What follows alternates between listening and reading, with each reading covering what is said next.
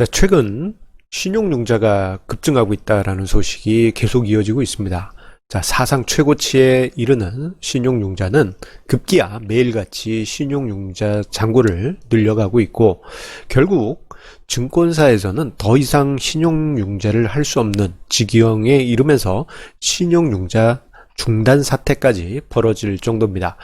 자, 최근에 이렇게 신용융자 잔고가 급증하면서 좀 우려감이 커지고 있는 것이 사실이에요. 자, 그런데 뭐 한 달 정도 신용융자 관련해 가지고 조심하시라는 취지의 제가 유튜브 영상을 좀 안 올린 것 같습니다. 자, 그랬던 것이 최근에 신용융자를 과하게 사용하신 분들이나 빚을 끌어와서 투자를 하신 분들이 크게 늘면서 공격적인 답글들이 너무 많이 달리다 보니까 좀 이제 일종의 자기 검열처럼 주저주저 했던 것이 사실입니다. 하지만 지금 이 시점에서는 이야기를 하고 넘어가야 되겠고요. 그리고 제 머리 위에 보시면은 마음이 시리다 라고 적어놨는데, 사실 이런 일이 좀 있었습니다. 뭐냐면 증시 토크 영상을 만들기 위해서 자료를 이렇게 만드는 과정에 어떤 분이 저한테 글 하나를 공유해 주셨어요. 유명한 종목 관련한 주주 게시판에서 어떤 분이 신용융자 관련해서 좀 마음이 무거운 글을 올리신 게 있어서 그 글을 보다가 마음이 많이 무거워졌습니다. 관련해서는 영상 끝에 이야기를 드리도록 하겠습니다. 자, 최근에 신용융자 잔고 급격하게 증가하고 있고, 그 속도는 역사적인 선례를 찾아볼 수 없을 정도입니다. 자, 지난 2월, 올해 초 2월까지만 하더라도 신용융자 잔고가 10조 원대 부근이었어요. 자, 그러다가 이번에 3월 팬데믹 쇼크가 발생하면서 6조 원대 중반까지 급감했어요. 자, 그런데 과거에 보게 되면은 증시가 한번 폭락하고 나면은 신용융자 잔고가 다시 회복하는데 시간이 좀 많이 걸렸습니다. 자, 작년에 신용융자 잔고가 급격하게 증가했던 그 속도가 있었는데, 그때 그 속도를 보게 되면은 그래도 지금처럼 그렇게 가파르지 않았어요. 지금 화면상에 금융투자협회 신용융자 잔고 추이를 보시게 되면은, 자, 작년 여름에 급락 후 신용융자가 감소하고, 그 후에 한 4개월, 5개월여에 걸쳐서 증가한 다음에야 겨우 제자리에 왔습니다. 자, 지난 2018년 연초에 스몰캡과 증시 하락이 발생한 후, 그 이후로 신용융자 잔고가 증가세가 있었다고는 하지만 직전 고점까지는 가지는 않았어요. 그런데 이번에 팬데믹 쇼크 이후에 6조 원대 중반에서 이게 몇 개월입니까? 단 4개월? 단 4개월 만에 더블 가까이 증가했습니다. 신용융자가 갑절 가까이가 아니고 넘게 증가해서 13조 7천억까지 증가하게 됩니다. 이렇게 갑작스럽게 신용융자가 증가한 적이 없고, 그 결과 신용융자 급증으로 인해서 증권사가 빌려줄 수 있는 여지가 사라지는 대출 중단 사태까지 벌어지고 말았습니다. 자, 어제 공중파 뉴스에서도 크게 다루었죠. 그런데 이 신용융자 규모는요, 단순하게 신용융자만 나타내는 게 아닙니다. 자, 신용융자 규모는 마치 그림자와 같아서 다른 B2를 이용한 주식 투자 자금을 모두 보여주고 있다 해도 과언이 아닙니다. 자, 마이너스 통장을 이용한 대출, 그것을 이용해서 주식 투자, 신용 대출을 받아서 주식 투자, 엄마 아빠한테 빌려서 주식 투자, 스탁론 관련한 이금융권의 대출 있죠? 요 부분, 주식 매입 자금 대출 등등등, 신용융자 외에 다른 B2들의 영역까지 모두 반영하고 있다라고 할 수 있어요. 그래서 신용융자 잔고가 13조 7천여억 원, 갑절 이상 증가했다고 하지만, 그 이면에는 다른 B2 규모도 갑절 이상 증가했다라는 것을 우리가 보여주는 대목이라고 할 수 있겠습니다. 자, 그런데 생각해보면 최근에 개인 투자자분들이 저 빚을 이용한 주식 투자에 대해서 찬양하는 분위기가 나타나고 있어요. 당연시하고 저희 증시 토크에서 B2 위험합니다. 좀 자제하세요. 라는 취지의 영상을 만들게 되면 마치 꼰대 취급을 받고 있다라는 느낌을 종종 경험하곤 합니다. 답글에서 레버리지 없이 어떻게 부자가 된단 말입니까? 이런 식의 답글이 달리는 거는 양반이고요. 그보다 더 심한 답글들이 달리다 보니까 좀 제가 좀 댓글에 마음의 상처를 잘 안 받긴 한데 요즘 나이가 들어서 이제 조금 이제 상처를 받는 경우가 왕왕 있습니다. 자, 그런데 과거 선례를 보게 되면요, B2를 찬양하고 당연시하던 그 역사 속에서는 개인 투자자의 실패 역사가 같이 나타났습니다. 자, 대표적으로 1980년대 후반에 신용융자를 당연시 썼던 그런 투자 문화가 있었습니다. 자, 왜냐하면 이제 그 전에 주식시장이 80년대 중반 160포인트에서 1000포인트까지 갔으니 신용융자 안 쓰고 그냥 투자하는 것은 이건 정말 바보다라는 그런 무시를 받던 시절이 있었어요. 자, 그런데 그 다음에 80년대 말 다음에 90년에 우리나라 증시에 있어서 없었어야 할 역사가 만들어지게 됩니다. 그것은 바로 1990년 10월 10일 깡통계좌 일제정리 사태입니다. 깡통계좌를 밤에 무슨 정격전 하듯이 일제정리를 단행을 했어요. 그때 당시 뭐 거의 1000억 원 가까운 금액이라고 하는데 이게 1000억이면 30년 전 1000억입니다. 뭐 10배, 100배 뭐 이 정도 감안하셔야죠. 예.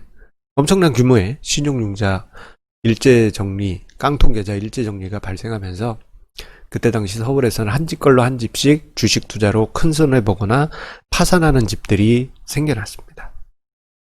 은근히 많았어요. 자, 이런 현상은 거기서 그친 게 아닙니다. 99년 같은 경우에는 IT 버블이 만들어지면서 당연히 빚을 써서 투자해야 된다라는 문화가 생겼고 결국 2000년 IT 버블이 붕괴됐습니다. 자, 그러면서 빚을 이용해서 과도하게 투자했던 투자자들 같은 경우 이 IT 버블이 붕괴될 때요, 코스닥 지수가 5분의 1 토막 났습니다. 지수가 5분의 1 토막 났으면 개별 종목은 어떻게 됐겠습니까? 그리고 신용융자나 빚을 이용한 투자한 사람들은 어떻게 됐겠습니까? 뭐 말로 표현할 수가 없겠죠. 자, 이런 현상은 이때만 있었느냐? 또 아닙니다. 몇 년 뒤에 또다시 나타납니다. 우리나라 국민들의 투기 성향은요, 전 세계 1위예요. 전 세계 1위. 그래서 예전에 보게 되면 시장이 급등할 땐 전 세계 상승률 1위, 하락하면 전 세계 하락률 1위였던 것이 우리나라입니다. 자, 불과 몇 년 뒤에 우리나라에 이제 카드가 쉽게 발급되던, 그냥 길 가면은 막 카드 발급 받으세요 했던 그 카드 발급 일 하시는 부스들이 정말 많았습니다. 그래서 20대, 30대 직장 다니지 않아도 뭐 카드가 몇십 개 있어도 카드가 그냥 막 발급이 됐습니다. 뭐 그래서 흥청망청 쓴 분들도 많겠지만 주식 투자를 한다는 2030 중에는 뭐 이제 어디서 현금 마련할 데가 없으니까 자, 카드 빚으로 주식 투자를 했어요. 카드 빚으로 주식 투자를 했는데 어떻게 했느냐? 그 돈으로 그냥 투자한 게 아니고 자, 미수 풀베팅을 땡깁니다. 카드 하나 발급받아서 100만원 현금 대출을 받았다. 그거 가지고 증권계좌에 넣고 빠찡코 땡기듯이 5배 풀베팅을 땡깁니다. 자, 그러면 운이 좋으면 정말 더블 가까운 수익을 내겠지만 그렇게 매매해가지고 수익 보신 분들이 거의 없어요.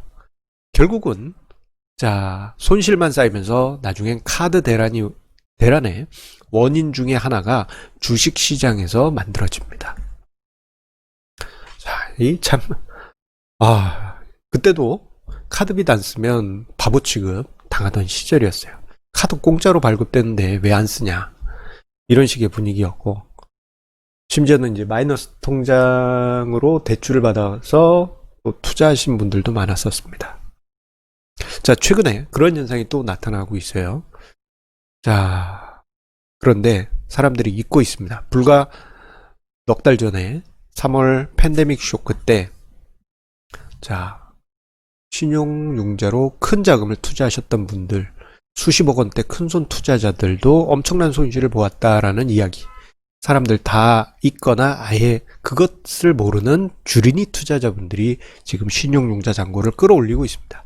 옆에서 누군가는 조언을 해주겠죠. 내 경험상 빚을 내서 투자하면 큰 손해를 본다네. 이렇게 이야기하면, 자, 지금 주식 처음 시작하신 분들 입장에서는 아유, 저 겁쟁이 양반 뭣도 모르는구만. 빚을 내지 않고 투자하면 언제 돈을 버나 그러면서 신나게 땡겨 오시는 분들 많이 계실 겁니다. 그런데 불과 넉 달 전에 저 사건이 많이 벌어져 가지고 증권가에서 어디에 아무개가 수십억 운영하다가 이번에 다 날렸대, 이런 이야기 정말 많이 돌았습니다. 자, 이뿐만 아니에요. 작년 여름에 일본의 경제보복 당시에 어떤 일이 있었냐면, 여의도에 오시면은 에스모 오피스텔이라고 있습니다. S라는 오피스텔이 있어요. 그 아주 유명한 고급 오피스텔이 있는데, 거기에 이제 매미, 애미 해가지고 애널리스트 출신 개미, 펀드 매니저 출신 개미, 이게 전업 개미들이 많이 있습니다. 그런데 그때 당시 이제 지하주차장 가면 외제차들이 많았대요. 예, 돈을 많이 번 분들이 많았기 때문이죠. 그런데 작년 여름에 일본의 경제보복으로 인해서 주가지수가 겨우 10% 빠질 때, 자, 이 오피스텔 지하주차장에 외제차가 싹 사라졌다고 합니다. 뭐 싹은 좀 과한 비유일 수 있겠는데 정말 많이 사라졌다고 해요. 신용융자 B2 하셨던 분들이 큰 손실을 보면서 시장에서 떠났기 때문입니다. 자, 그런데 사람들 지금 기억을 못하는 것 같습니다. 자, 엄청난 빚을 내면서 신용융자를 당연히 투자해야 되는 원칙으로 생각하는 분들이 크게 늘어나고 있어요. 자, 그런데 제가 20년 동안 보아온 빚을 이용해서 투자했던 수많은 개인 투자자분들의 현실을 보게 되면요, 매매 잘하는 분들 있어요. 매매 잘하는 분들 분명 있고 그분들 수익 많이 냅니다. 그런데 한 번씩 말썽을 꼭 부립니다. 이번만 크게 한 번 하고 끝낼 거야 라고 하면, 그때가 그분한테 치명적인 손실을 가져다 주는 바로 그때예요. 그리고는 주식시장에서 떠납니다. 아이러니하게도, 자, 이번이 내가 마지막이야, 이 빚을 이렇게 내서 하는 거 마지막이야 해서 큰 돈을 벌은 분은 더 큰 돈을 벌기 위해서 더 큰 빚을 내서 투자를 합니다. 결국은 키우고 가다가 어느 한순간에 파산으로 몰고 갑니다. 나는 그러지 않을 거야 라고 생각하실 수 있지만, 이 레버리지 투자 B2는 중독성이 너무 강합니다. 한번 맛보면요, 그 짜릿함을 잊을 수가 없어요. 장난 아닙니다. 어찌 않냐고요? 저도 아주 오래전에 엄청난 레버리지 투자 해봤습니다. 그러다가 이제 이렇게 계속 가다가는 어느 한순간에 저 사람처럼 무너져 버릴 수 있겠구나, 그 공포감에 딱 자르고 가치 투자만 하고 있죠. 자, 오늘 증시 토크에서 이제 신용융자 관련해서 조심하시자라는 이야기를 드렸는데, 앞서서 인트로에서 제가 어떤 글을 봤는데 가슴이 많이 무거웠다라는 이야기를 드렸잖아요.